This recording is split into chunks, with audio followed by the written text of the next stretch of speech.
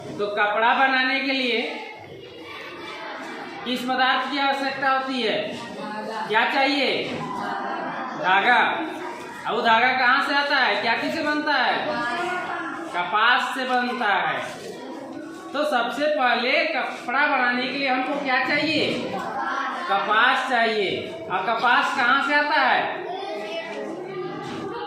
कपास कहाँ से आता है? पेड़ नहीं होता, पौधा होता है। कपास खेतों में उगाया जाता है, उसके पौधे होते हैं, ज्यादा हाइट के नहीं होते, इतने ऊंचाई तक होते हैं, है ना। खेत में सब्जी वगैरह उगाते हैं ना, उसी प्रकार कपास के पौधे होते हैं, बड़े बड़े साइज के, इतने बड़े बड़े तक।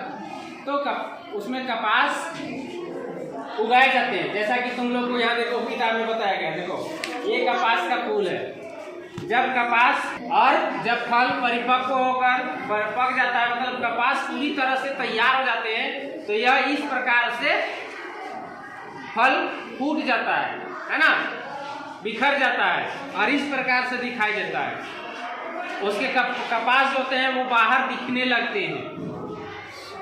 तो उन सभी कपास को उसके फल से हटाकर, यानी कि छिलका, उसमें छिलका है और बीज है, उन सभी छिलका को और बीजों को हटाया जाता है सबसे पहले। और हटाकर उसको क्या किया जाता है? अभिमार्जित किया जाता है, यानी कि उसकी सफाई की जाती है। उसमें धूल है, गंदगी है ना, बहुत सारे चीज है। तो उन धूल गंदगियों को हटाया जाता है। उसके बाद उसको धोकर सुखाया जाता है। और जब सूख जाता है तब उसको क्या किया जाता है? उसकी धुनाई की जाती है। तुम लोग आसपास में देखते होगे, कोई गद्दा वगैरह बनाने के लिए आता है तो एक धुलने के लिए मशीन लगता है, पीटता है, तो एक हाथ से पीटता है, दूसरा हाथ से कपास को क्या करता है? बिखेरता है, ताकि उसके क्या उसका जो रुई है हवा के रूप में अलग अलग हो जाए, है ना। तो धुनाई की जाती है। और धुनाई करने के बाद उसके बड़े बड़े लुगदी तैयार की जाती है, मतलब छोटा छोटा गोला बनाया जाता है। और उन गोलों की सहायता से उस गोले को लेकर फिर धागा बनाया जाता है। तो धागा कैसे बनता है? गोले से या तो चरखा से उसकी सूत की कताई की जाती है, चरखा से कपास को लेकर कताई किया जाता है, या नहीं तो तकली का प्रयोग किया जाता है ना। हाथ से अगर करना है तो चरखा तकली का प्रयोग किया जाता है, और नहीं तो उसके जगह में अभी बड़ी बड़ी मशीनें हैं जो एक साथ बहुत सारे धागे का निर्माण करती है, बहुत सारी कताई डालती है। मान लो हम चरखा से कतली से करेंगे तो कितना करेंगे? बहुत कम मात्रा में कर पाएंगे। लेकिन हमको बृहद पैमाने पर यदि करना है तो उसके लिए क्या करना होगा? मशीन लगाया जाता है। बड़ी बड़ी फैक्ट्रियों में मशीन लगी होती है, जहाँ पर कि बहुत सारे तकलियाँ एक साथ घूमती रहती हैं। देखो इसको तकली बोलते हैं, जिससे कि देखो ये एक इस प्रकार का एक यंत्र होता है, जिसमें कि यह बांस का एक बना होता है, बांस या लकड़ी का होता है ना, जिससे कि घुमा कर यहाँ पर ये धागा लपेटा हुआ है, जिसको कि घुमाया जाता है। तो घुमाया जाता है तो वो कपास भी धीरे धीरे घूमता है ना। मान लो कपास है, उसको जब तक बांटेंगे नहीं तब तक क्या धागा बनेगा? नहीं। तो वो बांटने को ही क्या कहते हैं? कताई करना कहते हैं, है ना।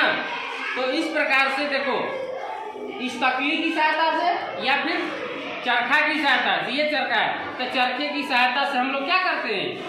धागा तैयार करते हैं। और जब धागा बन जाता है ना, धागा बन जाता है तो धागा बनने के बाद क्या करना है? कपड़ा बनाने के लिए बुनना पड़ेगा। तो बुनने के लिए उसको देखो, बुनने का भी यहाँ पर एक मशीन है ना। बुनने का एक मशीन है, ये हाथ से बुना जा रहा है, इसको हस्तकरघा मशीन बोलते हैं। क्या बोलते हैं? हस्तकरघा मशीन। उसमें क्या होता है कि दो तरफ से धागे पिरोए जाते हैं। एक क्षैतिज धागा पिरोया जाता है, खाली दो तरफ से धागे पिरोए जाते हैं, खाली एक क्षैतिज धागा होता है और एक लंबवत धागा होता है। तो क्षैतिज धागा और लंबवत धागा दोनों जब एक साथ क्या तब जाकर धागे का निर्माण होता है। इस प्रकार से धागे को मशीन में पिरो दिया जाता है ना, और उसके बाद इधर से धागे को पिरोया जाता है। समझ गया? तो इस मशीन में पहले देखो यहाँ ये लंबवत वाला धागा बुना हुआ है, ये लंबा लंबा वाला धागा क्या हुआ, घुसाया हुआ है, और उसके बाद ये धागा एक एक करके घुसाया जाता है। हाथ से यहाँ पर एक ये रस्सी लटका हुआ रहता है, और उसमें बहुत जब खींचा जाता है तो यहाँ पर का धागा ये इधर खींचाता है। इसमें एक और एक छोटा सा लकड़ी का गुटका जैसा रहता है ना, एरो टाइप का, वो तेजी से इधर इन सब धागों से घुसते हुए इधर आ जाएगा। फिर जब खींचा जाएगा तो ये इधर से इधर आ जाएगा। इस प्रकार से घुसते जाएगा और एक दूसरे से क्या हो जाएगा, फंस जाएगा, और फंसने के बाद क्या होगा, कपड़ा बनकर तैयार।